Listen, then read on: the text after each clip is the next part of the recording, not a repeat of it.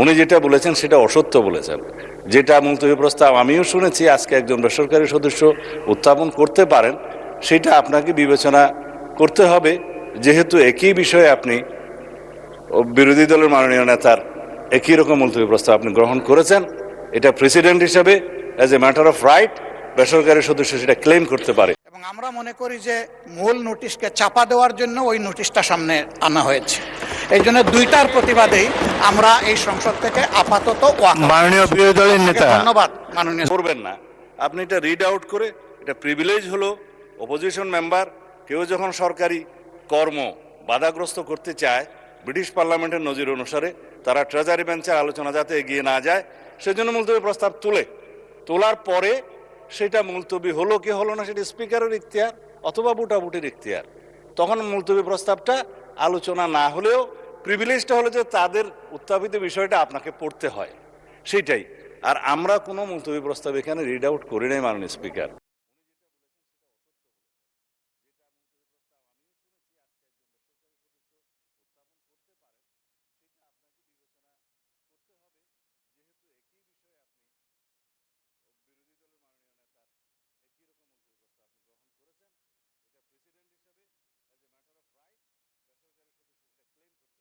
ধন্যবাদ মাননীয় স্পিকার। ধন্যবাদ মাননীয় মন্ত্রী। যখন প্রস্তাব উত্থাপিত হবে তখন দেখা যাবে। এখন আমি দিনের কার্যসূচি নিয়ে এগিয়ে যেতে চাই। মাননীয় সদস্যবৃন্দ, আজ কার্যপ্রণালী জাতীয় সমস্যা যত গুরুত্বপূর্ণ বিষয় আছে রুলস অফ প্রসিডিওর অনুসারে আমরা যাতে পরিচালিত হতে পারি, তো আমি বিবেচিত হবে। সেখানে আমার মনে হয় যে আপনি আপনাদের প্রশ্নের উত্তর পেয়ে যাবেন এবং সেখানে মন খুলে আপনারা আরও কথা বলতে পারবেন।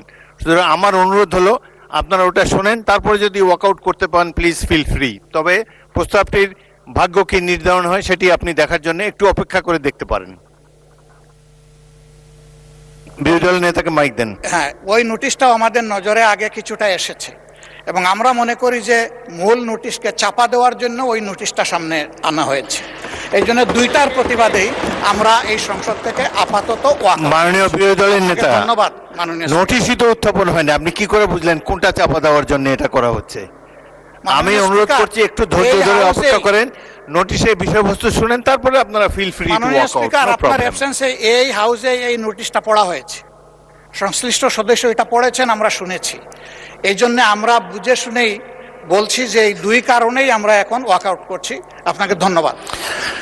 নিশ্চয়ই সংসদীয় রীতি অনুযায়ী আপনারা ওয়াকআউট করতে পারেন, ফিল ফ্রি। ধন্যবাদ। ইয়েস, মাননীয় স্বরাষ্ট্রমন্ত্রী। মাননীয় স্পিকার, আপনাকে ধন্যবাদ। মাননীয় বিরোধী দলীয় নেতা ওয়াকআউট করতে চেয়েছেন, পার্লামেন্টারি কালচারে সেটা আছে, রাইট আছে, তারা ওয়াকআউট করতে পারেন। কিন্তু যে কথাগুলো রেকর্ডেড হয়ে গেল তার বিপরীতে আমাদের বক্তব্যটা 1-2 মিনিট রেকর্ডে থাকা ভালো। যে মুলতবি প্রস্তাবটা আপনার অনুপস্থিতিতে মাননীয় ডেপুটি স্পিকার প্রিজাইড করেছেন, উনি গ্রহণ করেছিলেন, তখনই আমি আপত্তি উত্থাপন করেছিলাম যেটা 68 বিধিতে হতে পারে।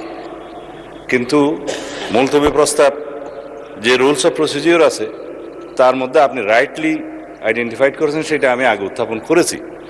যে বিষয়টি আইন প্রণয়নের মাধ্যমে নিষ্পত্তি হতে পারে সেরকম কোনো বিষয় মুলতবি প্রস্তাবে আলোচনা করার বিধান নাই। এটা